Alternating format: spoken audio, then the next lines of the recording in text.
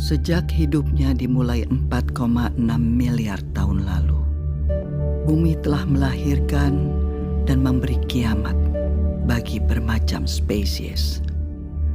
Deretan keajaiban alam diikuti deretan bencana. Deretan keajaiban itu antara lain adalah munculnya makhluk bersel satu, lahirnya fotosintesis, evolusi makhluk multiseluler, munculnya banyak kingdom.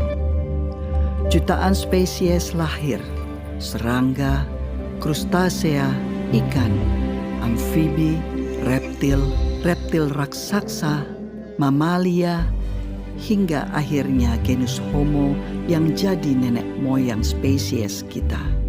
Sapiens lahir 2,5 juta tahun lalu. Tapi semua itu diikuti dengan oksigen holocaust. Letusan gunung supervulkanik, meteor jatuh, kepunahan massal pertama, kedua, ketiga, zaman es, pemanasan global, zaman es mencair, kepunahan massal keempat, kelima, hingga akhirnya Homo sapiens.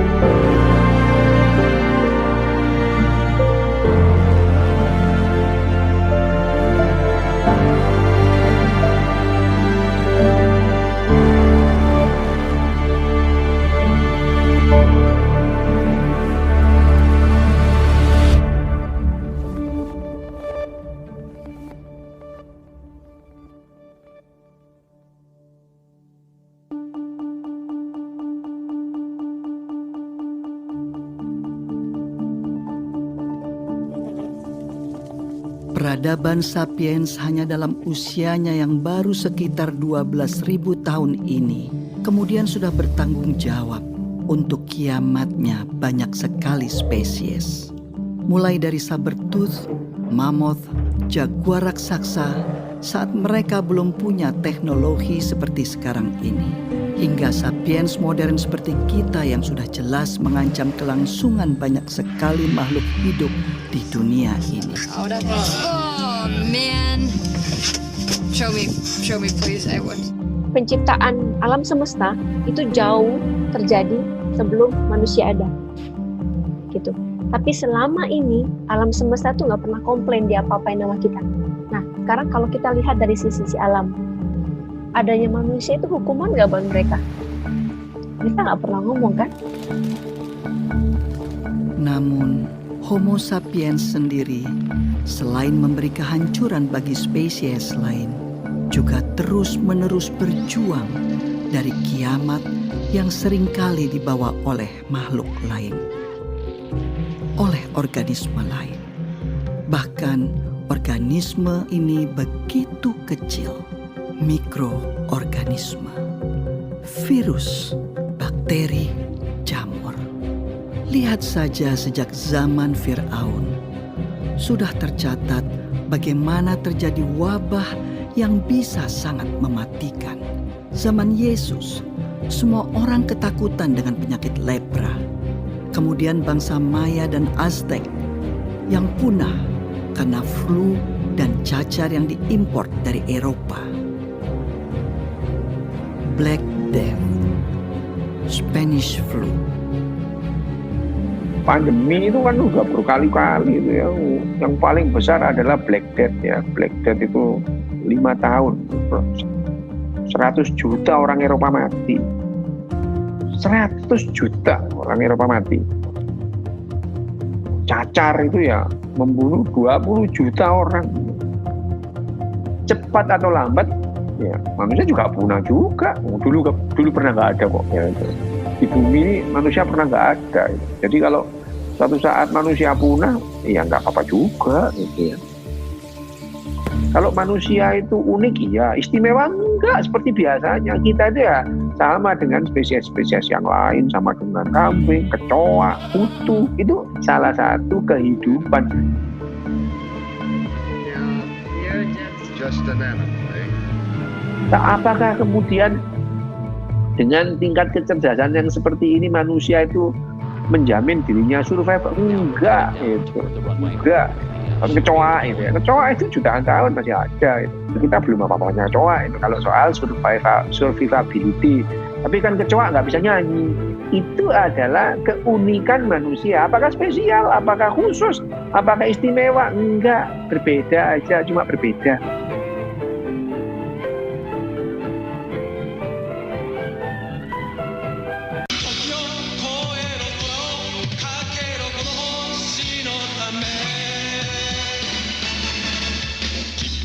Belum pernah sebelumnya dalam sejarah panjang bumi, nasib semua makhluk hidup di dalamnya ditentukan oleh satu spesies saja. Kita, manusia. Ancaman nuklir, deforestasi, konsumerisme, agrikultur, eksploitasi lahan, eksploitasi hewan, modifikasi genetik, perburuan liar, polusi udara, polusi air, polusi tanah. Hingga sepertinya sudah tidak ada harapan. この地球はゴルゴムのものではない。人類の、いや生きるもの全てのためにこの地球はあるのだ。分かってくれ。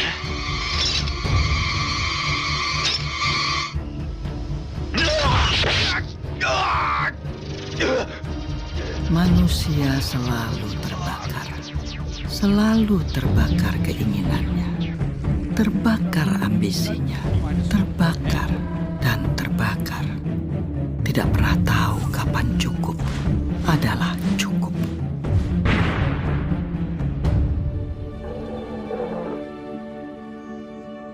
Tidak seperti seekor singa yang memakan satu zebra dan dengan damai membiarkan kawanan zebra lainnya lewat, tanpa panik memikirkan untuk mengisi kulkasnya.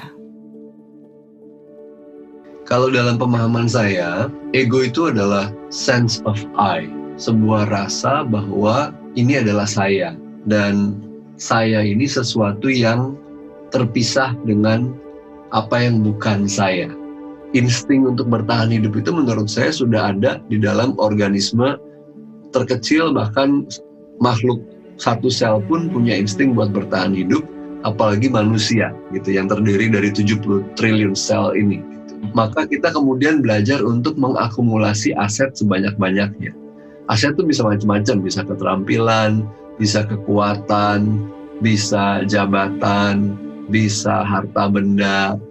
Karena itu bagian daripada insting buat bertahan hidup yang bilang bahwa karena hidup ini tidak pasti, tidak bisa diramalkan, dan beresiko, maka saya demi bertahan hidup harus mengamankan saya dan semua perpanjangan dari saya, anak cucu maksudnya. Saya nggak peduli dengan yang lain, bisa artinya orang lain, bisa artinya planet bumi ini. Sehingga ketika dia dihadapkan pada dua pilihan, yang satu pilihan yang tidak merusak lingkungan hidup, yang satu pilihan yang merusak lingkungan hidup, basis pemilihannya bukan merusak atau tidak merusak, tapi mana yang akan memaksimalkan potensi saya buat bertahan hidup. Dia tidak melihat lingkungan hidup adalah bagian dari saya. Kita nggak ngeh bahwa tubuh kita ini dibentuk dari apa yang kita makan dari planet ini. udara ini adalah bagian daripada planet ini yang kita hirup. Gitu. Tapi kita nggak lihat bahwa dia terkoneksi dengan kita. Bahkan dia jadi bahan pembentuk dari bagi badan kita. Makanya kita bilangnya saya dan ini lingkungan. Padahal sebenarnya dia sangat terpaut. Secara biologis, secara filosofis, sangat terpaut. Chinese health authorities are still working to identify the virus behind a That the mysterious pneumonia that had broke out in Kasus positif virus corona pertama di Indonesia. Ada 2. Let's take a look at the global pandemic numbers now. There are more than 1.7 million cases of COVID-19 around the world. The U.S. is reporting more than 200,000 deaths. Kalau kita bisa menerima bahwa saya ini nggak superior, saya dan COVID-19 atau siapapun virus yang ada nantinya sebetulnya punya level yang sama. Kita sama-sama ada di alam semesta ini, mau sama-sama hidup kok. Tapi selama ini saya merasa di atas awan. Semua bisa saya lawan. Nah, ketika itu saya tidak bisa lawan, saya resah. Manusia jadi stres karena manusia pinginnya semua serba pasti. Gitu. Kapan ini virusnya selesai? Kapan ini ada vaksinnya? Kapan? Bulan berapa? Tanggal berapa? Tahun berapa? Berapa lama saya di lockdown? Berapa lama saya nggak boleh keluar dari rumah? Ketika kita sekalipun harus mendapatkan kesempatan atas penyakit atau apapun yang mampir di badan kita, perlu kita ketahui bahwa itu akan selesai. Selesainya seperti apa? Tidak ada yang tahu. Oke? Kita harus belajar menerima uncertainty, harus belajar menerima ketidakpastian. Akhirnya ada jeda. Untuk dunia berhenti, untuk manusia berhenti dan merenung, melahirkan cinta bagi sesama makhluk hidup yang lain, hewan atau tumbuhan, primata ataupun unggas, kecil atau besar, yang jauh ataupun dekat, yang kelihatan dan tidak kelihatan.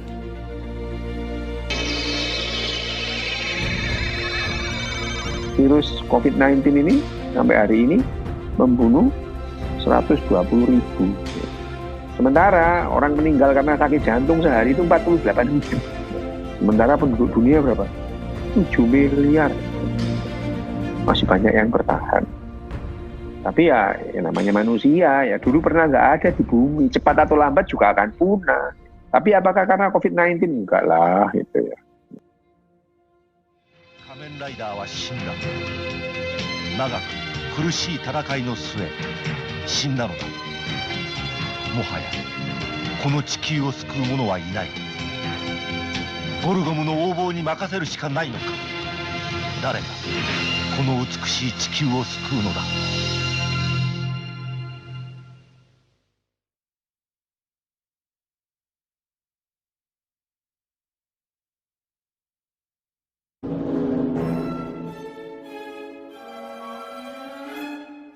Sejak sejarah mulai tercatat, gangguan kesehatan mental manusia selalu lekat dengan misteri dan mitos.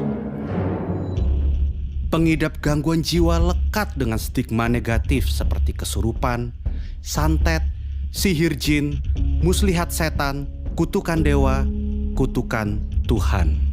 Dan secara global, stigma yang diskriminatif ini lekat terus hingga abad ke-18. Di otak itu ada ratusan sirkuit yang saling bertentangan, saling mendukung. Ada hormonalnya, ada neurotransmitternya. Akhirnya variasinya banyak. Seluruh bagian otak itu bertanggung jawab atas mental disorder. Bukan hanya satu atau dua bagian.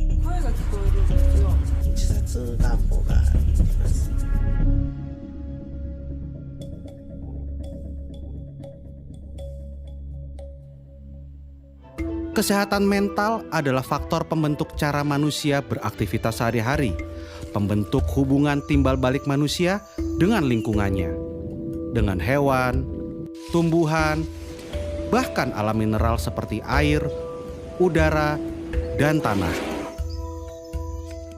Sebenarnya kesehatan mental yang tidak dikelola itu punya implikasi besar terhadap kesehatan fisik kita, karena yang namanya kesehatan psikosomatis dan penyakit kronis itu banyak terkait dengan psikologis juga.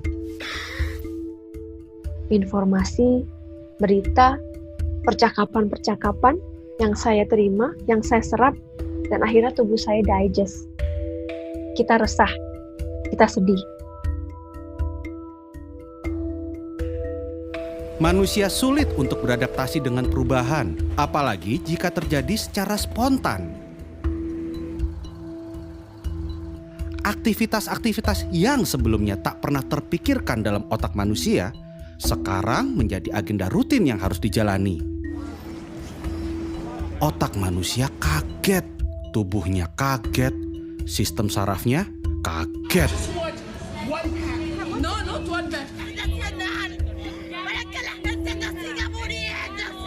And as their frustration boils over, Committed suicide apparently after becoming. Kebijakan ini ternyata justru berdampak pada peningkatan kasus kekerasan dalam rumah tangga di sejumlah. Kalau kita bicara tentang nervous system, sistem saraf otak kita, ada dua yang penting, simpatik dan parasimpatik. Simpatik ini yang fight or flight, parasimpatik ini yang rest and digest. Simpatik ini tipe-tipe orang yang begitu terima berita, dia stres, dia langsung makan yang lebih banyak, atau dia langsung merasa ada ketakutan yang berlebihan. Di situ hormon stresnya akan naik. Kebalikannya, justru parasimpatik itu adalah proses di mana tubuh kita ada di tahapan healing atau penyembuhan. Ketika kita ada di level parasimpatik, stres hormon kita akan turun. Tekanan darah kita akan turun. Kita akan jauh lebih rileks. Nah, kalau kita pergi ke dokter biasanya, terus kita bilang, Pak dokter saya sakit. Apa yang dokter bilang pertama kali? Istirahat. The ability to accept time as an ally is usually called patience. Psiko artinya mental dan emosi pikiran kita. Kalau dia terganggu akan mempengaruhi neuro, keseimbangan saraf dan otak. Kalau keseimbangan saraf dan otak neuro turun, maka dia akan mengganggu keseimbangan endokrino, yaitu kelenjar dan hormon. Dan kalau kelenjar dan hormon terganggu, maka imuno, daya tahan tubuh akan turun. Jadi kaitan ini memang sudah dianggap sebagai mata rantai. Jadi kalau kesehatan mental kita tidak terjaga, meskipun kita sudah melakukan tindakan lain seperti cuci tangan, physical distancing, dan lain-lain, daya tahan tubuh kita masih bisa turun, dan itu tetap riskan. Semua terangkum dalam pepatah Romawi kuno, mens sana in corpore sano, jiwa yang sehat di dalam tubuh yang kuat. Manusia kemudian belajar banyak hal untuk menyehatkan jiwa mereka. Banyak cara dilakukan manusia untuk menjadi tenang dan senang. Dan inilah salah satu penemuan umat manusia yang paling inovatif. Spiritualisme. Spiritual menjadi jalur evakuasi bagi manusia yang sedang didera oleh rasa cemas dan takut. Memberi pemahaman baru bagi manusia untuk berefleksi, memberi arti dalam hidup, saling berkumpul, dan menguatkan dalam saat-saat yang sulit. Amazing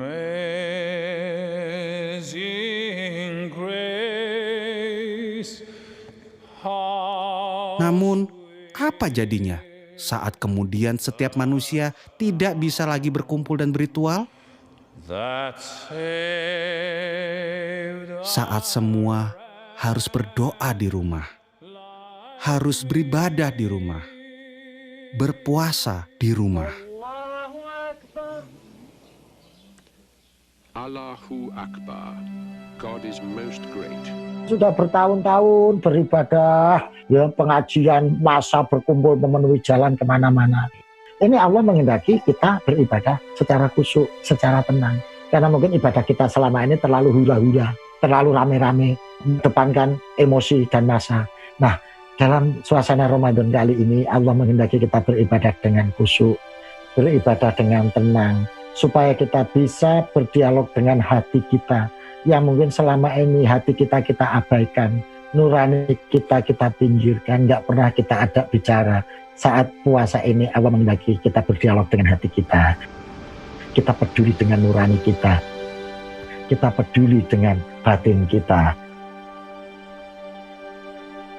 Self awareness itu penting, kesadaran.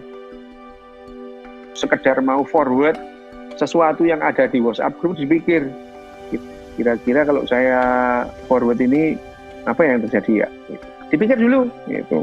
Nggak langsung ada berita langsung forward ke grup, ke temannya, membuat kepanikan gitu. Kalau kita mau melakukan sesuatu, stop dulu, dipikir dulu sejenak gitu. Itu aja. Ketika satu orang bisa memiliki satu kesadaran penuh, satu orang itu akan mempengaruhi lebih banyak orang lagi. Itulah kenapa para nabi, para avatar Buddha, Yesus, Nabi Muhammad, dan lain-lain yang ada di sana, ketika bicara pada 10 orang, orang tersebut akan menerima. Sementara kalau ketakutan, ketika dia bicara kepada 10 orang, belum tentu 10-10-nya bisa menerima. Ada sedikit saja orang dengan penuh kesadaran, maka dunia ini akan terbantukan.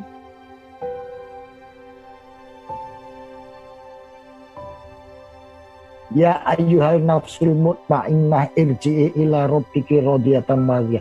Wahai jiwa-jiwa yang tenang, jiwa-jiwa yang teduh, kembalilah ke Tuhanmu.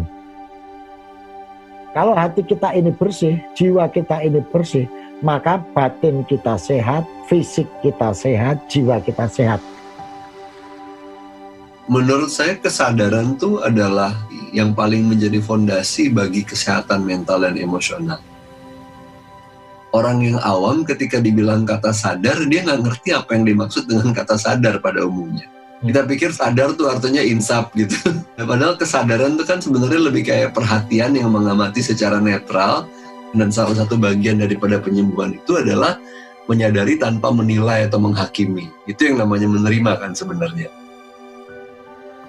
Tubuh yang kuat di dalam jiwa yang sehat. Corpore sano in mens sana. Spiritual itu adalah hasil kerja otak kita. Jangan dibalik, gitu ya. Jangan dibalik bahwa spiritual itu mempengaruhi otak. Bukan, spiritual itu juga hasil kerja otak kita. Diperlukan nggak sih manusia? Perlu untuk ketenangan. Kalau tidak ada spiritualitas itu manusia itu lebih gampang menderita, gitu ya. Lebih gampang menderita. Tapi dengan spiritual bukan berarti orang itu lepas dari penderitaan, ya tidak. Gitu. You know the joke of a man hanging onto a cliff? He says, "Please God, save me." And God says, "Have faith and jump."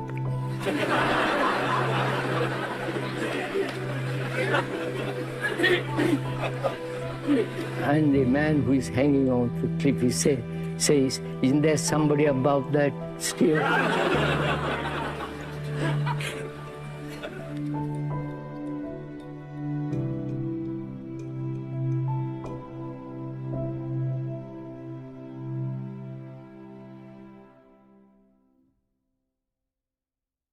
There are only three kingdoms: animal, vegetable, and mineral. Maybe this little thimble belongs to a kingdom all of its own. The fourth kingdom. The kingdom of plastics. Plastics? Banyak alasan mengapa plastik menjadi salah satu bagian yang tidak bisa terpisahkan dari peradaban manusia modern. Murah, tahan lama, dan praktis. We use plastics in every aspect of our lives. Engineering, the home, decoration, medicine, art, and games. Segala macam alasan mendukung terciptanya plastik. Plastics come from many different raw materials. Saat itu, penggunaan kantong kertas dianggap membahayakan lingkungan. Semakin banyak kantong kertas, semakin banyak pohon yang ditebang. The demand for a wood that will not rot, that termites will not eat, that fire... Plastik ini adalah benda yang relatif baru ditemukan oleh manusia, kemudian baru dibuat secara masif itu mulai dari tahun 1950-1960. Produksinya kalau kita bandingkan sekarang itu 20 kali lipat lebih kecil. Sekarang itu adalah zaman plastik. Karena apa sih nggak pakai plastik? mulai dari kacamata saya plastik, baju kita kebanyakan plastik, apapun kayaknya itu udah plastik gitu.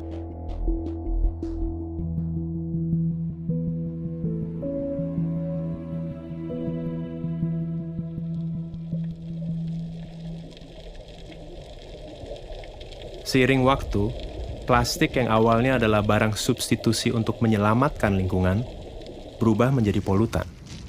Tentu hal itu terjadi karena penciptanya, kita, manusia. Plastik mendominasi jenis sampah di masyarakat, mulai dari kantong plastik, gelas plastik, sedotan plastik, styrofoam, bungkus mie instan, pembungkus makanan ringan, produk-produk sachet, minuman sachet, shampoo sachet, sabun sachet. Kita di Indonesia permasalahan paling besarnya mungkin di single use plastik. Alasan dari para industri yang menjual produk-produk dalam sasetan itu adalah karena daya beli masyarakat di Indonesia yang lemah. Karena ketika dijual dalam bentuk langsung 500 gram, mereka nggak sanggup beli. Indonesia ini unik banget, karakter sampahnya ini berbeda satu daerah dengan daerah yang lain. Mayoritas sampah di ibu kota dikirim begitu saja ke TPA gitu, dan setiap 2 hari sampah ibu kota Jakarta itu bisa membangun 1 candi Borobudur banyaknya. Sifatnya yang sangat sulit terurai, pelan-pelan menjadikan plastik sebagai penghuni tetap bumi. 80% sampah itu berasal dari kegiatan yang ada di darat, 20% berasal dari kegiatan yang ada di laut. Bahkan di Palung Mariana, di sana udah ditemukan sampah plastik. Berarti sampah plastik itu ada di tempat yang banyak orang sampai tidak pernah ada orang masuk ke dalam sana. Plastik yang manusia gunakan untuk membungkus dan memberi umur yang lebih panjang bagi makanan mereka, kemudian menyelinap masuk ke piring mereka. Tanpa sadar, manusia juga menimbun plastik berukuran mikroskopik dalam sistem pencernaannya. Kita baru aware terhadap polusi plastik itu mungkin baru tahun 2000-an lah gitu, di mana laut kita ternyata ada 5 triliun pieces plastik dan kemudian ada lebih dari 250.000 ton plastik gitu di laut, yang kemudian ini akan terakumulasi di biota-biota yang pada akhirnya dikonsumsi oleh manusia. Mikroplastik ini itu udah sampai masuk di plankton gitu. Zooplankton dimakan oleh ikan yang lebih besar, kemudian ikan yang kecil itu kemudian dimakan sama yang lebih besar lagi, pada akhirnya ditangkap oleh nelayan kita, dan kemudian ada di pasar ikan kita, pada akhirnya ada di meja makan kita gitu, ikan itu gitu. Nah kalau misalnya ini sudah dimakan, itu justru malah lebih bahaya. Ada yang namanya nanoplastik lebih kecil dari 1 mikron, itu bisa langsung masuk ke serap ke saluran darah. Bila itu terjadi, bisa masuk ke saluran sistem saraf pusat, dalam hal ini adalah otak. Manusia mulai sadar, bom waktu bernama plastik sudah berdetak sejak awal diciptakan. Mereka mencari cara untuk menjinakkan bom waktu ini, atau setidaknya melambatkan waktu. Yang justru harus kita lakukan adalah kita mencari bahan pengganti yang kuatnya sama seperti plastik, yang fleksibelnya sama kayak seperti plastik, tetapi dia ramah lingkungan. Dari 7 spesies plastik yang hanya bisa di-recycle tuh hanya 2. Nah, ketika itu kotor, jorok, 1 kontainer yang ternyata tercemar oleh bahan yang tidak bisa di-recycle, akhirnya nggak bisa di-recycle gitu. Ends up-nya di penimbunan gitu, pembuangan sampah, karena nggak bisa di-recycle. Atau kemudian karena nggak bisa di-recycle, yaudah gue bakar aja insenerator. Permasalahannya adalah masalah tata kelola, khususnya juga di Indonesia. Kalau kita menggunakan instrumen kesadaran gitu ya, harus sadar dulu, itu butuh waktu yang lama, sedangkan sampah dan masalahnya itu sekarang gitu. Jadi setiap orang itu wajib memilah sampah, itu namanya wajib, ya harus ada konsekuensi kalau tidak dilakukan.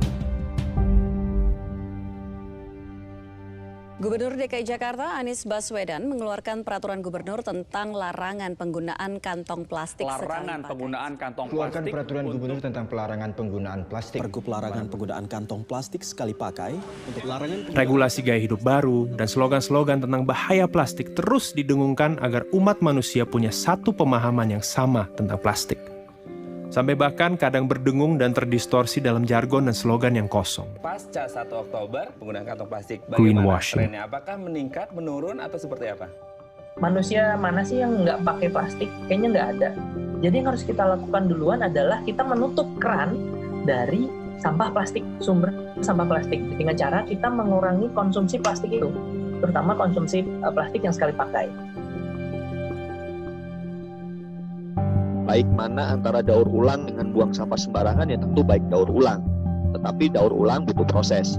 Baik mana daur ulang dengan pakai ulang, ya lebih baik pakai ulang daripada kita kemudian melakukan upaya proses daur ulang, ya lebih baik kita pakai ulang.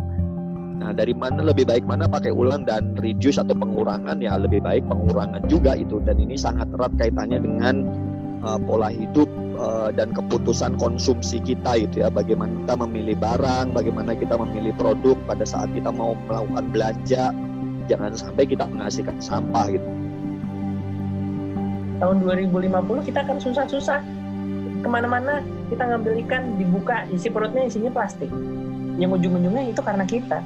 Makanya kita harus berbuat sesuatu supaya sampah plastik ini tidak kembali lagi ke manusia. Yang paling bagus ya, saya akan menjaga lingkungan karena lingkungan ini akan kita wariskan ke anak cucu kita, ke keturunan kita. Pilihannya ada di kita.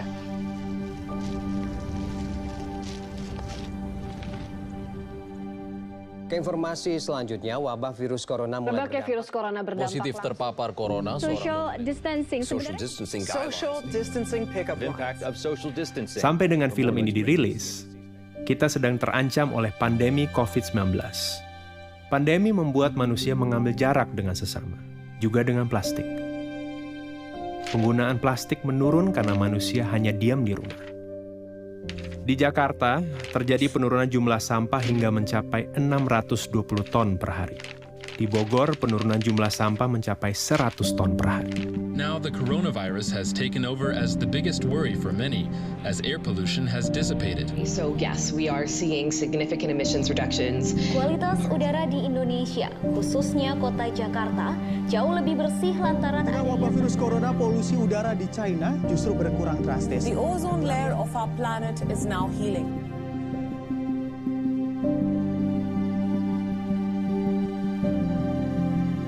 Namun bagaimana setelah pandemi ini usai?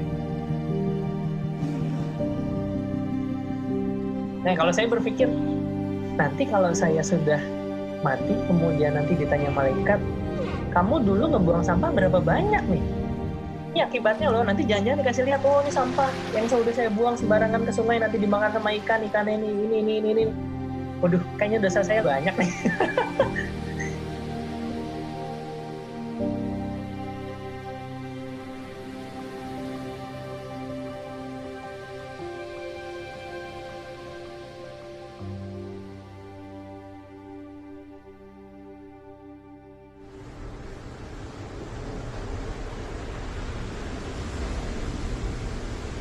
Air.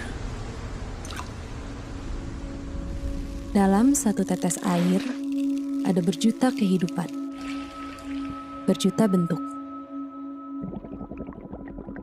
Yang kamu lihat sekarang ini bukanlah luar angkasa. Ini adalah sebuah galaksi tersendiri, semesta tersendiri, dalam setetes air. Pencarian tanda kehidupan di ujung semesta selalu berasal dari pencarian akan air. Liquid water has been found on Mars. Scientists have suspected that frozen water could survive in permanently shadowed craters. NASA's Hubble Space Telescope has directly imaged what may be plumes of water vapor on Jupiter's icy moon Europa. Di tangan eksploitasi manusia, air menjadi sumber hidup, sumber peradaban, sumber energi, transportasi, industri, agrikultur, rekreasi, dan akhirnya gaya hidup.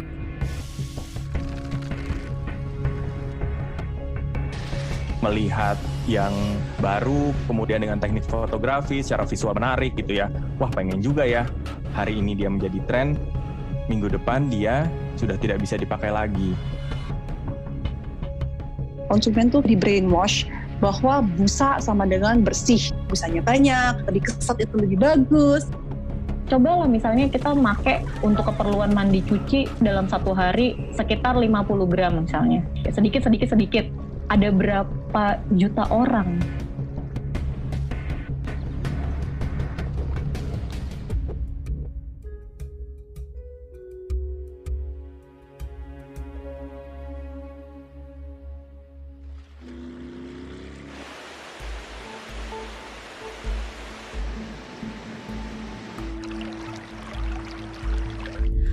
Air yang kita anggap akan dan selalu ada, bukanlah sesuatu yang selalu ada dan berasal dari bumi. Air berasal dari luar planet ini. Dari meteor-meteor yang dinamakan carbonaceous chondrite yang kaya akan H2O dan karbon. Meteor dan asteroid es yang kaya akan air ini dalam sistem tata surya terbentuk di luar batas leleh matahari. Dan selama proses penciptaan bumi, terus datang dan bertabrak-tabrakan dengan bumi. Jika kita perhatikan baik-baik, laut, atmosfer, dan segala yang ada di lapisan terluar bumi ini sangat tipis dibandingkan dengan mantel dan inti bumi. Jumlah air sangat sedikit dan terbatas, terutama jumlah air tawar dan air bersih. Bayangkan, hadiah yang sangat langka dari semesta untuk bumi ini. Hadiah berupa air, berupa kehidupan.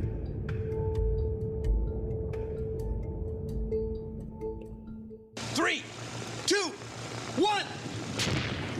See? It's a cloud. It's the water cycle. It's science. Selain air, kehidupan pun bersiklus. Standar kecantikan punya siklusnya sendiri. Standar tubuh yang ideal, kulit yang ideal, wajah yang ideal, penampilan yang ideal, pakaian yang ideal. Semuanya terus berputar, terus berubah. Fast fashion adalah sebuah terminologi yang akhir-akhir ini populer yang menggambarkan betapa cepatnya siklus hidup sebuah fashion. Kalau lu jalan-jalan kemana gitu, bagus nih, murah gitu. Berapa? 30.000 doang gitu. Oh, udah belilah gitu. Beli, terus lo nyampe rumah kayak, oh gue beli ini ya? Anjing apaan nih? Letak lagi, terus lu beli lagi, gitu lagi. Untuk memproduksi sebuah celana jeans, dibutuhkan 6.500 air. Kaos katun, 2.700 liter air. Sedangkan tubuh manusia hanya butuh 600 liter untuk diminum per tahun. Ditambah dengan pola persaingan industri yang berusaha menekan biaya produksi sekecil mungkin. Para buruh dan pekerja di mata rantai terbawah menjadi pihak yang paling terdampak dengan kebutuhan untuk berpakaian dan bergaya. Last November, 112 people were killed in another major factory fire. 30,000 Chinese workers and women garment workers in Bangladesh. Namun, itu belum semua.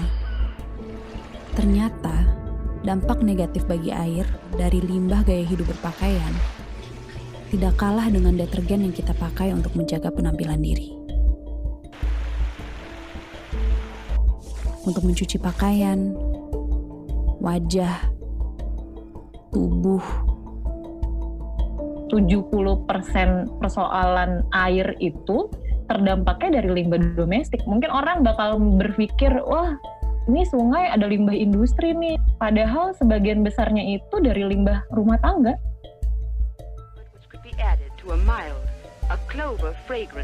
SLS adalah bahan kimia yang wajar ditemukan di dalam kandungan produk-produk pembersih dan kecantikan. Beberapa penelitian mengaitkan kandungan ini dengan resiko kanker, iritasi kulit, dan pencemaran lingkungan. Senyawa ini biasanya ditambahkan di sabun atau di skincare gitu ya, menghasilkan busa gitu. Jadi dia bisa membilas kotoran, bahkan minyak.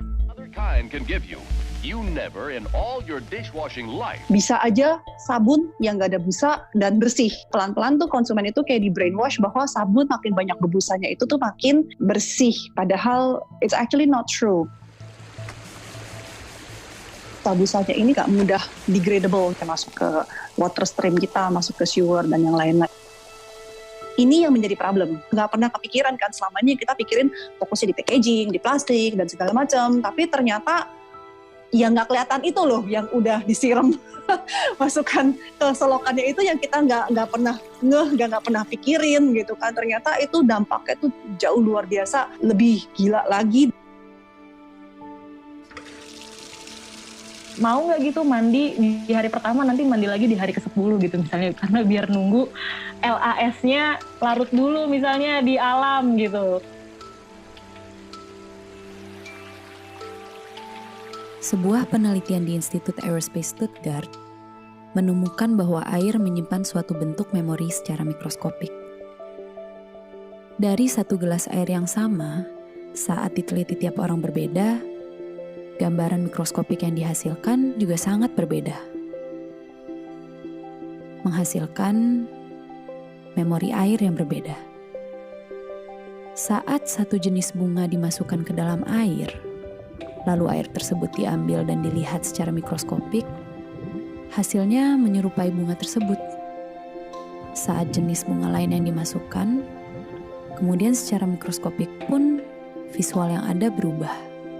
Semesta yang ada berbeda. Semesta seperti apa yang ada di dalam setetes air deterjen? Memori seperti apa yang kita rekam untuk semesta lewat tetes-tetes busa tersebut?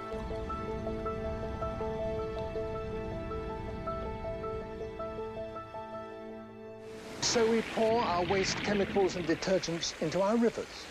Suds may or may not have been valuable in a kitchen sink. In a river, they can be lethal, killing the plants and the fish.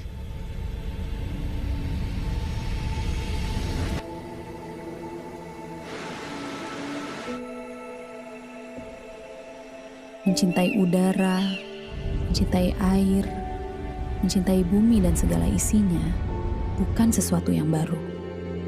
We shouldn't so exploit natural resources that we destroy them. Common sense, you might think.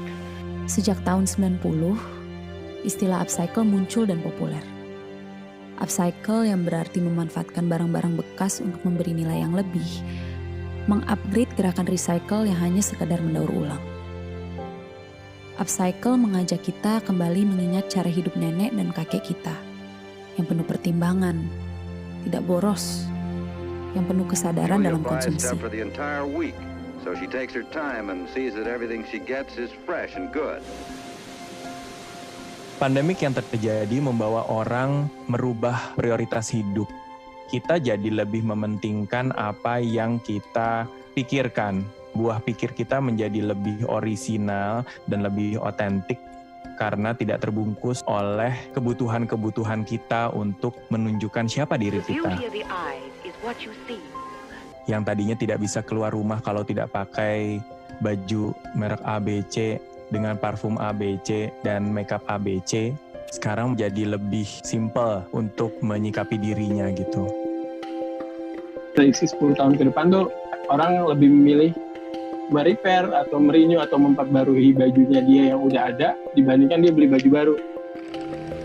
Tempat gua aja itu kan tukang jahitnya dekat pasar, ada kain sisa di sana. Kalau misalnya tuh kain kagak diambil, itu diambil sama tukang bakso, sama tukang soto yang ada di pasar Kebayoran Lama.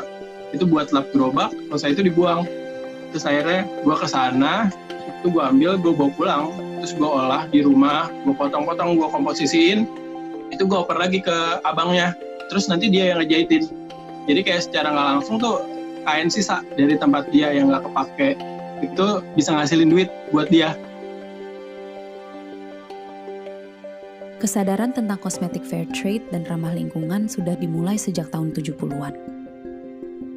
To seek out only natural, sometimes crazy-sounding ingredients. Bananas for her shampoos, mud creams from India. Dan walaupun pada akhirnya para pelaku kosmetik fair trade dan sadar lingkungan terus tergilas roda industri, jejak perjuangan kosmetik ramah lingkungan terus tumbuh. memang ada drawback-nya. Karena dari segi harga itu jauh banget bedanya. Kayak SLS itu kan murah banget, mungkin sekilo 10.000, 20.000. Nah, sedangkan kalau bahan-bahan natural itu sekilonya bisa juta-jutaan gitu. Jadi harganya berkali-kali lipat. Solusi itu bukan di produk, 80% solusi itu dari dalam diri kita sendiri. Dan itu semua mulai dari pikiran. Jadi yang sudah kita lakukan ini sebenarnya adalah memilah. Kita terlalu banyak memilah sehingga kita tidak tahu bahwa keseharian kita itu sebenarnya juga merusak lingkungan. Fast fashion, slow fashion, sustainable fashion, semuanya adalah berbagai bentuk pilihan. Di satu pihak, fast fashion juga dibutuhkan karena ada orang yang tidak bisa membeli barang-barang slow fashion karena kebanyakan slow fashion harganya juga tinggi. Apakah kemudian berhenti membeli kaos? Nggak juga. Bukan industri yang harus dicolek, tetapi diri kita dan mindset kita yang harus dicolek. Butuh nggak sih lo kaos? Lo kan kaosnya udah banyak. Akan memberikan sebuah value nggak untuk diri lo? Karena sebenarnya, kalau buat saya, mencipta fashion itu adalah memberikan solusi. Menjadi sebuah titik bersyukur pada diri sendiri. Air itu seperti cerminan sih.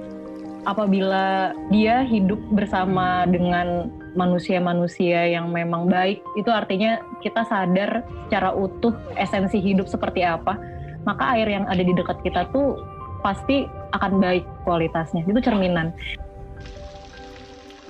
Di tengah rumitnya permasalahan pencemaran air, pemanasan global, kualitas hidup para buruh, konsumerisme dan industri, serta berbagai macam keruwetan yang kelihatannya sangat kompleks. Mungkin kita bisa memulai perubahan yang sangat nyata dengan cara yang sangat sederhana. Lewat gaya hidup, lewat pakaian, dan sabun.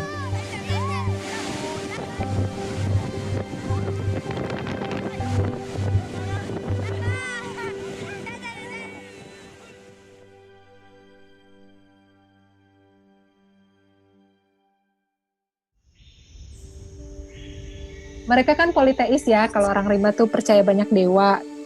Cuman dalam agama mereka tuh berpikirnya Tuhan ya atau dewa itu maha menghukum, bukan maha pengampun. Makanya orang kota jadi suka berbuat dosa karena diampunin terus. Terus Tuhan maha penyayang. Enggak, kalau di rimba Tuhan tuh maha penghukum, Tuhan suka mengirim penyakit gitu. Menurut mereka Tuhan kita nggak keren, makanya akhirnya orang-orangnya juga jadi pada jahat-jahat.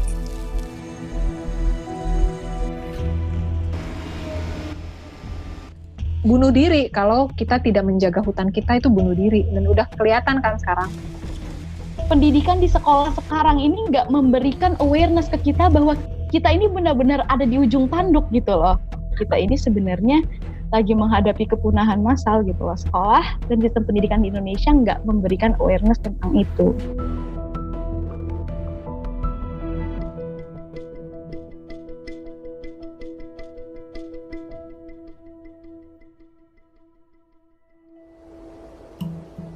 Sebelum lanjut berbicara tentang kehutanan, kita perlu tahu dulu tentang konsep keragaman hayati atau biodiversitas.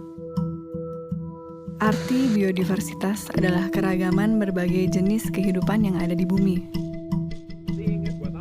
Bagi kita semua yang tinggal di kota dan jauh dengan hutan, kehidupan alam liar mungkin hanya bisa kita lihat di televisi.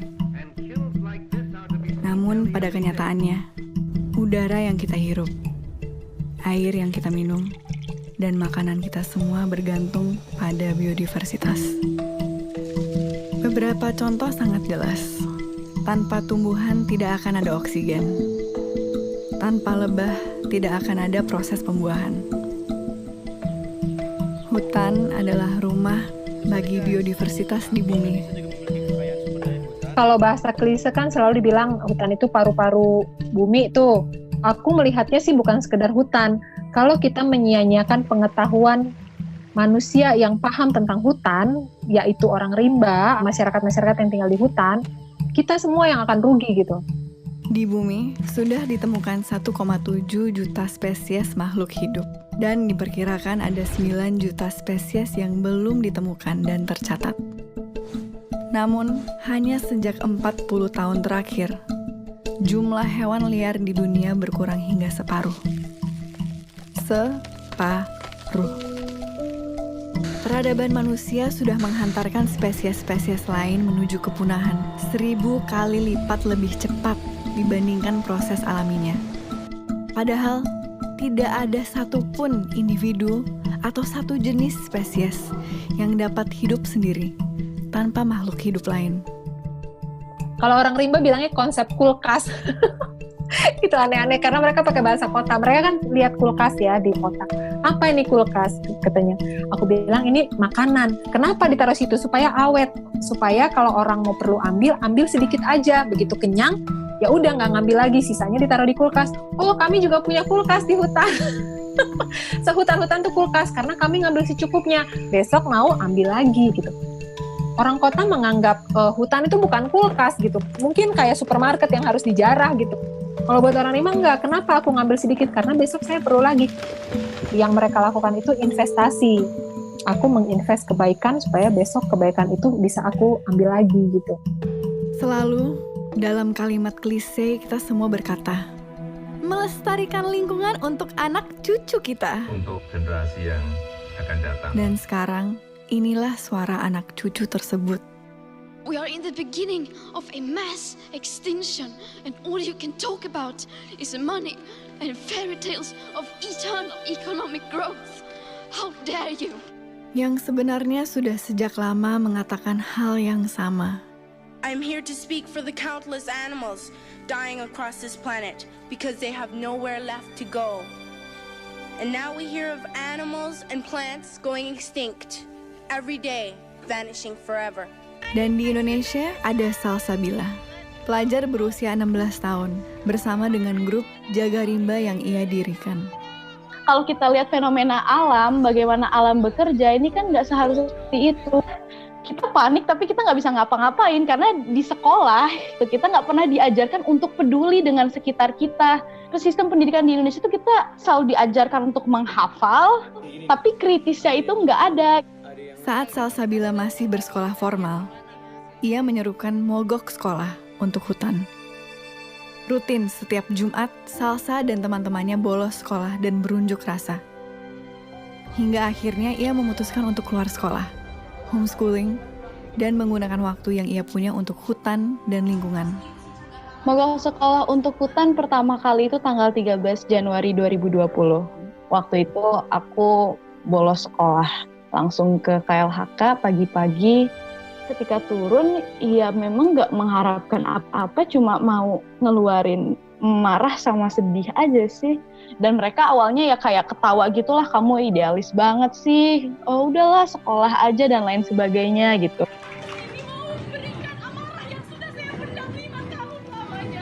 Sebetulnya kalau mau ke sekolah itu konsepnya Greta itu ya. Saking keselnya dia terhadap situasi yang ini kok hanya ngomong aja ini para pakar dan semua ini ya. Nah, tapi kalau di Indonesia itu tidak perlu dilakukan, justru minta waktu kepada sekolah untuk menyampaikan pesan-pesan mereka, tidak justru meninggalkan sekolah.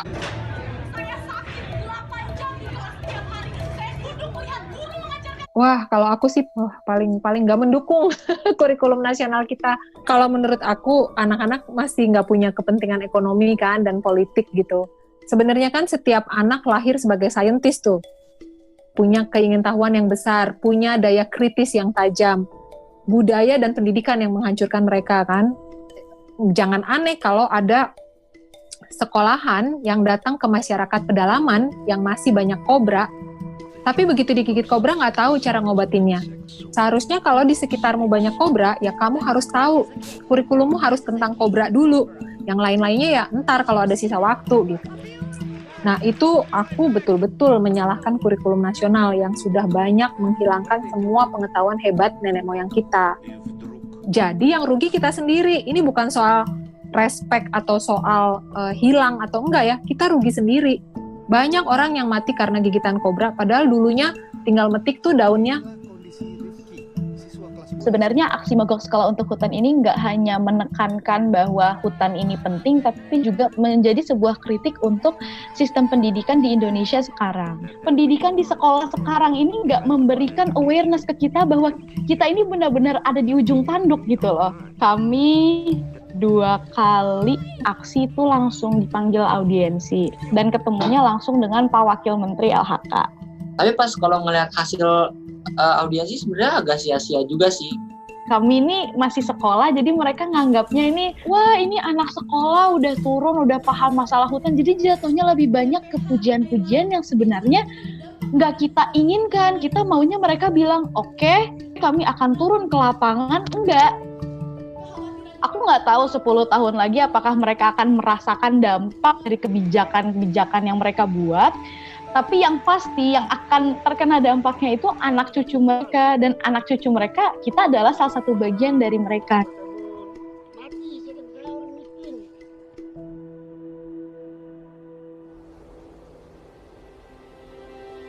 Hutan yang damai juga rupanya menyimpan koneksi yang kuat dengan patogen.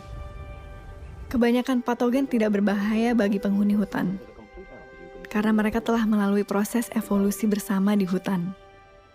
Namun, kemudian menjadi sangat berbahaya saat bertemu dengan manusia kota.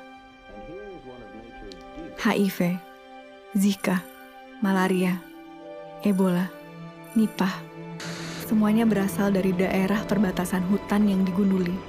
Kalau biodiversity tadi terdisrupted, yaitu virus-virus akan keluar dari hotspot rumahnya masing-masing. Konsep keramat hutan secara ilmiah erat dengan bahaya patogen yang tidak dikenal tubuh manusia. Pilek gitu kan, kita batuk, kita masih bisa tetap jalan. Orang rimba nggak, kena pilek langsung tumbang. Jadi secara genetik nggak terbiasa. Gitu. Kalau saya malaria langsung tumbang gitu ya. Mereka malaria tetap aja nggak, kayak bersin aja malaria tetap aja bergerak kemana-mana, nggak ada masalah. Makanya penyakit baru itu bisa betul-betul ngabisin populasi mereka. Ini waktu pandemik gini pada lari makin jauh ke dalam hutan, karena mereka takut sekali ya. As soon as we withdraw, nature quickly takes over. Could the corona crisis eventually be good for the environment? Jadi kalau dibilang ini menjadi waktu yang pas supaya bumi bisa menyembuhkan dirinya sendiri, mungkin aku bisa kritik bahwa enggak juga. Karena ini bakal terus berlanjut dan sistem ini enggak peduli mau pandemi, mau enggak, eksploitasi harus tetap jalan. Misalkan yang kemarin di Banyuwangi, tambang emas tumpang pitu ketika lagi pandemi, polisi menjadikan alat justifikasi masyarakat berkerumun, kan katanya nggak boleh. Masyarakat Banyuwangi ini berkumpul untuk menjaga supaya gunung mereka ini nggak digali buat tambang emas, diusir, kriminalisasi terjadi, dikeruk juga, terjadi juga. Dan itu lagi masa-masa seperti ini, baru bulan Maret kemarin.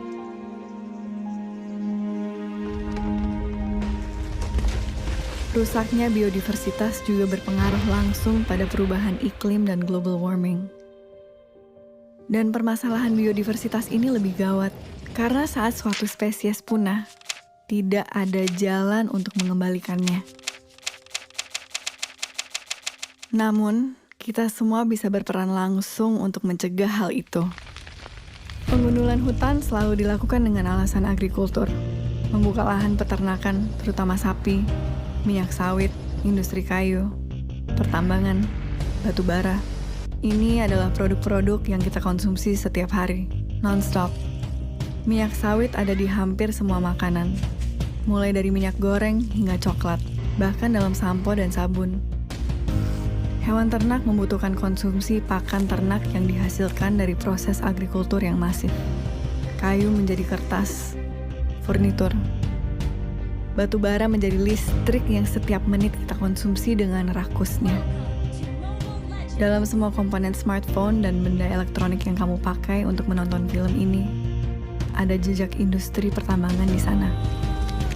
Dengan memilih dan mengkonsumsi produk makanan, sabun, dan sampo alternatif, hemat dalam menggunakan kertas, mengurangi konsumsi daging, hemat listrik, efektif memakai gadget, buka wawasan, tonton film dokumenter tentang lingkungan, bahkan sesederhana mengurangi makan gorengan, sudah merupakan kontribusi nyata dalam mencegah pengundulan hutan. Secara langsung, kita menyetop kepunahan massal hanya dengan merubah pola pikir kita. Jadi jangan lo ngerasa lo pinter, karena sebenarnya bagaimana orang rimba melihat kamu harusnya malu loh dengan cara hidup kamu yang seperti itu. Berpikirnya terbalik gitu.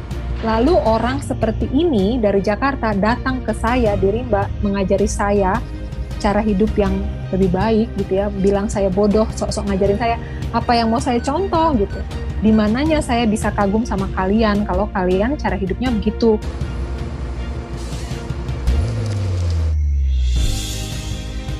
Tanpa hutan, tidak ada biodiversitas.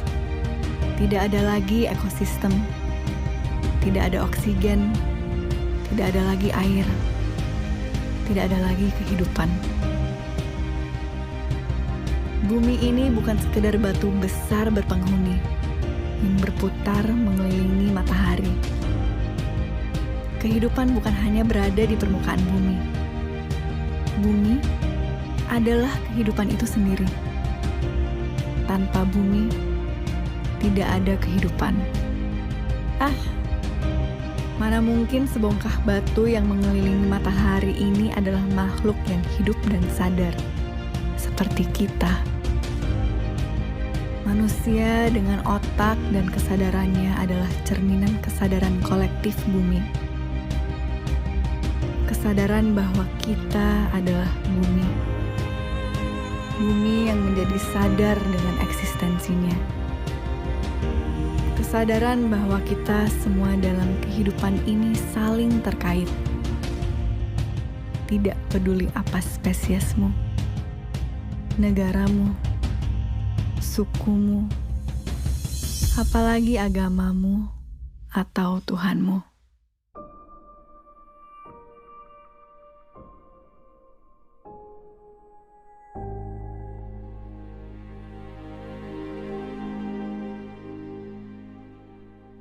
You know, I didn't know that we were actually like rich until maybe I was in my mid-20s. Sometimes they just think about buying like a house and they just sign a check and they buy it, you know, or they want to buy a car and they pay in cash, you know. I didn't understand what leasing was until I was in university. If you told me that it's not fun to be in a private jet, I'd be lying. Like if someone asked you, hey man, you want to fly my private jet? I'm like, sure dude, why not? I also thought like, it's like, why is it that they have like a 7 Series BMW and a 5 Series and a 3 Series? Like, why don't you just buy the best, you know? It's like, why bother with something cheap? That took a while for me to understand, to be honest with you.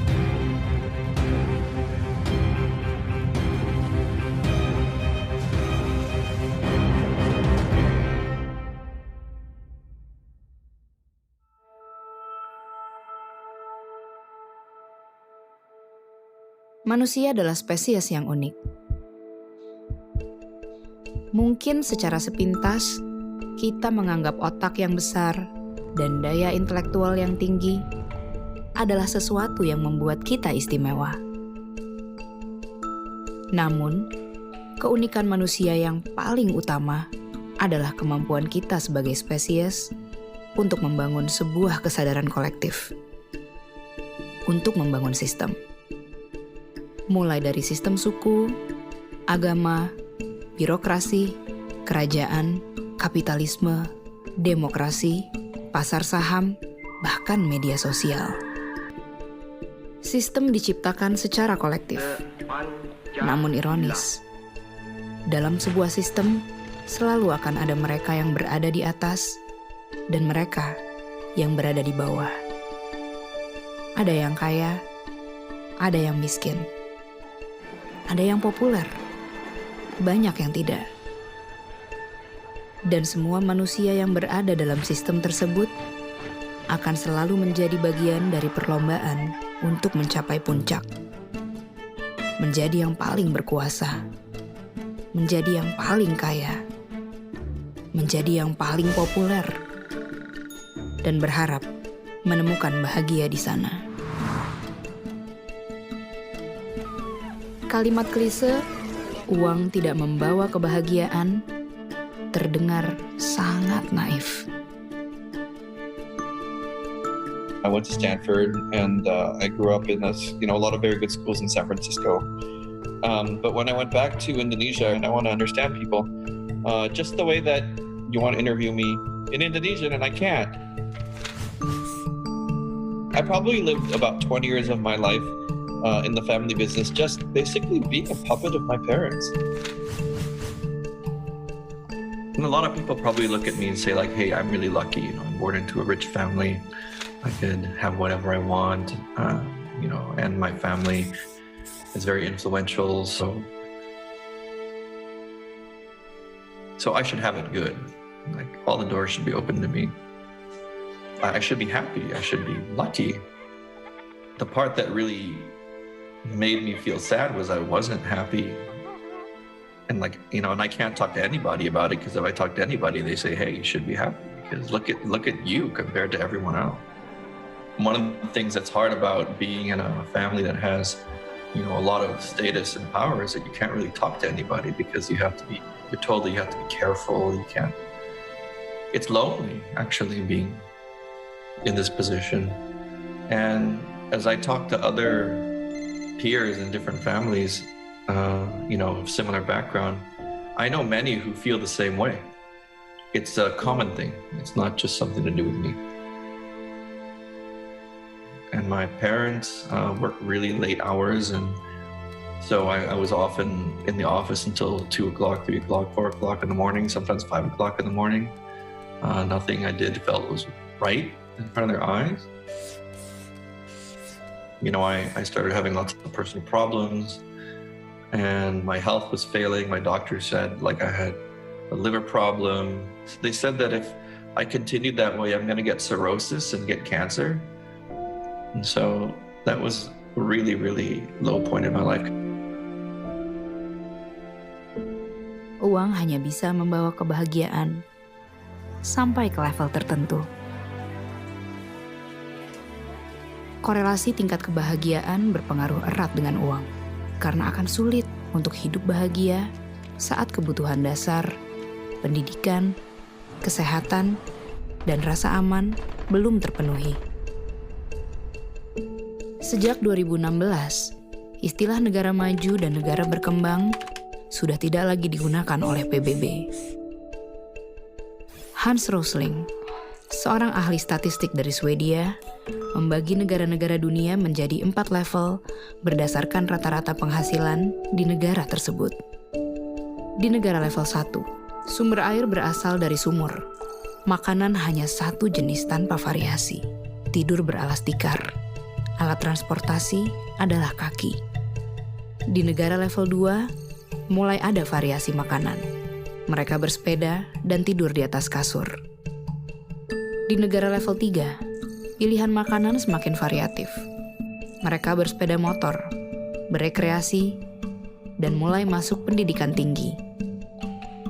Di negara level 4, mobil adalah kendaraan sehari-hari. Rekreasi dan perjalanan dengan pesawat terbang adalah kewajaran. Konsumsi energi tinggi, konsumsi protein tinggi. Lewat data statistik ini, kita bisa melihat seluruh negara bergerak menuju kemakmuran, menuju level 4. Di tahun ini, Indonesia sudah berada di level 3. Satu level dengan Cina, Brazil, dan Meksiko. Namun tingkat kesejahteraan umat manusia berbanding terbalik dengan kesejahteraan bumi. Semakin tinggi level kemakmuran suatu negara, tingkat konsumsinya juga meningkat. Jejak karbon yang dihasilkan juga meningkat. Jejak karbon adalah total emisi gas karbon yang dihasilkan dari proses konsumsi kita, lewat bahan bakar, produksi barang-barang manufaktur, material, kayu, jalan, pembukaan lahan, bangunan, transportasi, dan satu yang paling krusial, konsumsi makanan. Makan, tenang, makan. Makanan menjadi sangat penting karena setiap manusia di bumi mengkonsumsi makanan setiap hari. Semakin makmur level hidup suatu negara, semakin makmur pula konsumsi makanan dan protein hewani mereka. Sekitar 70% dari seluruh freshwater atau sumber air bersih itu sebenarnya kita kasih ke peternakan hewan. Satu beef burger itu tuh membutuhkan 660 galon air. Memproduksi protein hewani itu adalah cara memproduksi makanan yang sangat amat mahal dan resource intensif. Kalau kita ngomongin dari segi environment. Dan yang paling bahaya sebenarnya dia tuh nggak cuma menghasilkan CO2, tapi menghasilkan gas metan. Gas metan ini sifatnya tuh 20 kali lipat lebih menahan panas. Dan itu dihasilkan paling banyak dari peternakan hewan dibandingkan sektor-sektor yang lain. Semua sektor transportasi kalau dikombinasi jadi satu, itu tuh mereka kontribusinya sekitar 13% ke gas efek rumah kaca di dunia. Sedangkan 18% yang lebih besar itu datang dari peternakan hewan. Vegetables, roots, herbs, and berries. Oh, no. Oh, yes.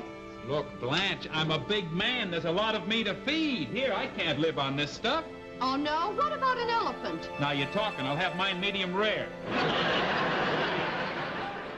Sederhananya tuh kemarin laporan dari WWF, kalau kita manusia itu mengkonsumsi high meat diet, tinggi protein hewani, kita butuh 4 bumi. 4 bumi itu hanya untuk makanan kita doang. Kita hanya harus pindah entah ke bulan, entah ke Mars, atau nggak tahu di mana deh.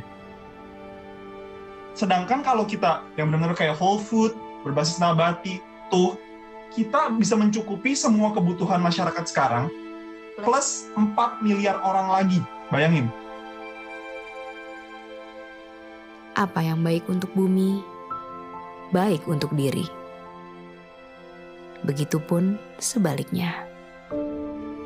Jumlah sel di dalam tubuh kita dibandingkan dengan jumlah mikroorganisme yang asing di dalam dan di atas tubuh kita ada 10-20 kali lipat lebih banyak daripada sel tubuh kita sendiri. Itu juga salah satu filosofi dasar ya daripada pandangan saya terhadap kesehatan dan tubuh. Bahwa kita adalah mikrokosme daripada makrokosme. Saya kadang sebutkan bahwa setiap orang adalah planet. Atau kalau mau lebih ekstrim lagi, setiap orang adalah sebuah galaksi. Kita adalah bumi terdiri dari banyak makhluk gitu ya. Bakteria, virus, prion, cacing, parasit-parasit yang lain itu adalah makhluk seperti kita di atas bumi ini. Makanya kondisi bumi akan selalu dicerminkan di dalam tubuh kita. Mungkin pernah dengar salah satu hormon pembawa kebahagiaan yaitu serotonin. Serotonin itu banyak orang berpikir itu diproduksi di otak kita. Tapi ternyata 90% dari serotonin atau hormon pembawa kebahagiaan itu diproduksi di dalam pencernaan kita. Yang bahan bakunya adalah serat. Yuk kenal dulu karo jagat aliting dewi. Kita kenal dulu sama dunia kecil yang ada di dalam diri kita sendiri. Jagat besar ini adalah yang di luar diri kita. Ternyata semua ini adalah satu. Kepahaman itu bahwa kalau semuanya ada satu, ngapain harus ribut? Kita melawan ABCD. Lawang itu adalah bagian dari diriku. Mengerti diri dulu, mawas diri dulu. Sektor peternakan kan berkontribusi 18% nih ke seluruh emisi gas efek rumah kaca. Kalau itu hilang 18%, kita tinggal mengurangi sedikit lagi karbon untuk bisa menyelamatkan bumi sampai masih dalam batas yang bisa ditinggali oleh manusia dengan nyaman. I was working in a job where every 2 weeks I would get sick. And I think it was just my body telling me, like, I don't want to do this. And so I left the company. Like, I didn't even bum it. I just disappeared. I just became the coward. I didn't resign. I just stayed at home and didn't show up. And I spent like the first 2 weeks just cleaning up my living room and turning it into a music studio. And my hope was that some people would come in and benefit from using the equipment. And I wanted just to be nice to people because I was sick of being told to be tough. And I was never good at being tough. And I wanted to do it in music. And that was really the only thing that I knew I wanted to do. And I knew that music makes me happy. That was the first time like in my life that I really didn't know what was going to happen next. That was the beginning of when I got better. Yang namanya vegetarian tuh jauh banget dari pikiranku ya. Aku suka banget daging, aku suka banget barbecue, aku suka banget ayam dan lain-lain gitu ya. Pertama kali going vegetarian, banyak orang menganggap kita nggak normal gitu kan. Bahkan keluarga masih mencoba mengkonvert kita menjadi tidak vegetarian gitu. Kita selalu mikir kalau kita mau ngambil keputusan atau pilihan hidup, entah itu pola makan, pola hidup, itu semuanya harus sesuai dengan kata hati. Dan kalau kita in tune sama kata hati kita akan jadi questioning a lot of things yang dianggap normal sebenarnya.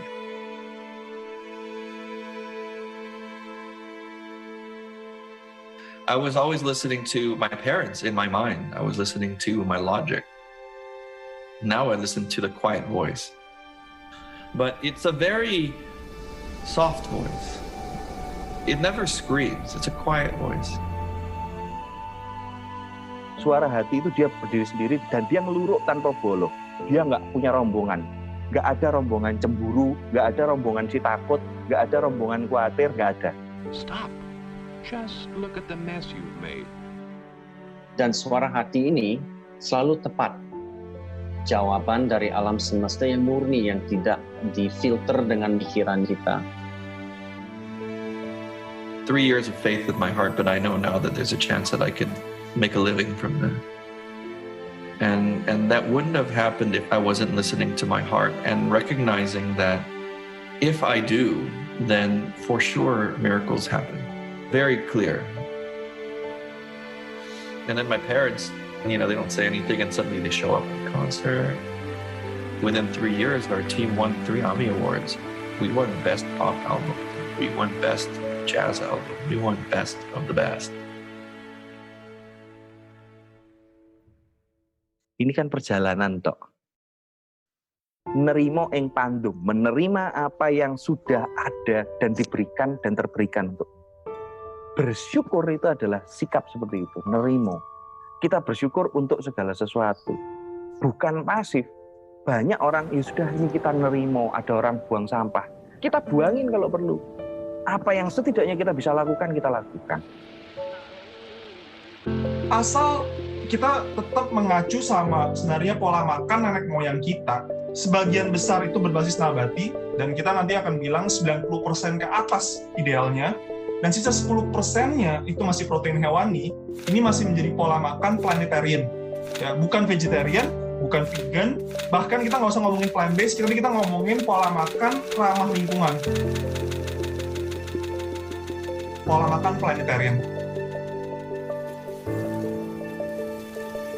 Ini tuh sebenarnya pola makan yang sesuai dengan anjuran dari climate change scientist. Kita actually bisa mereverse climate change dengan mengganti pola makan kita secara kolektif. Sebenarnya kuncinya nggak apa-apa dilakukan imperfectly, tapi dilakukan collectively.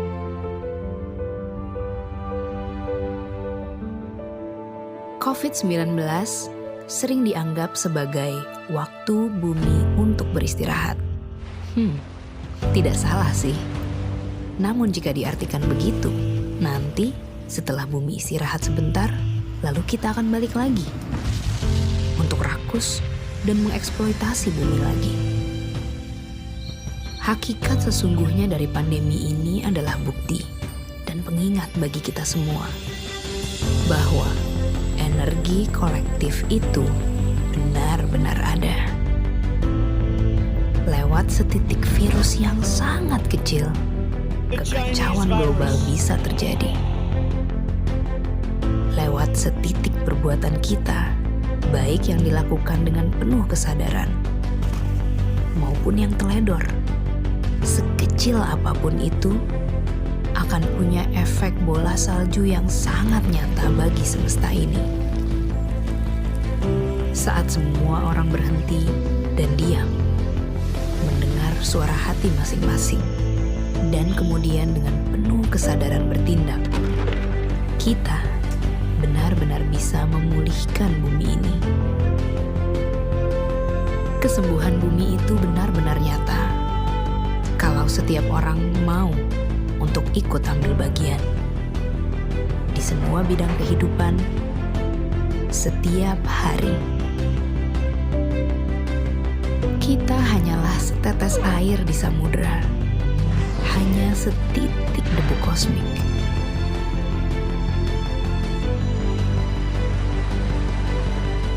Namun bukankah samudera hanyalah kumpulan dari tetes-tetes air?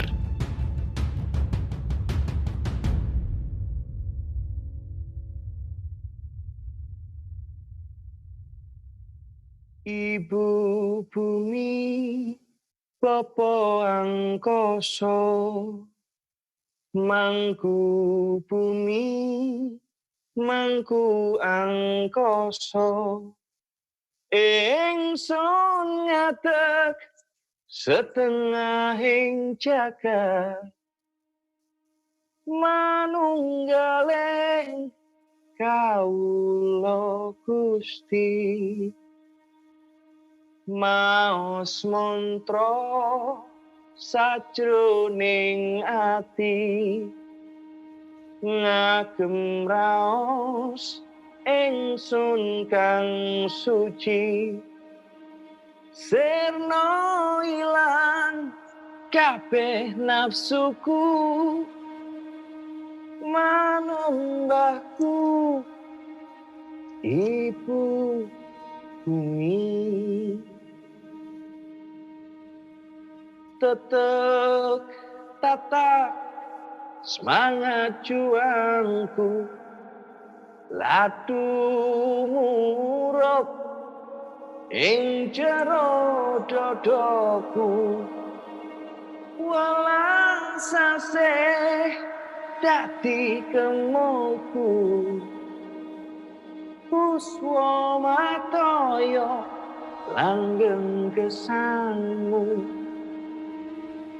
Ingsun ngadeg setengahing jagat, manunggaling kawula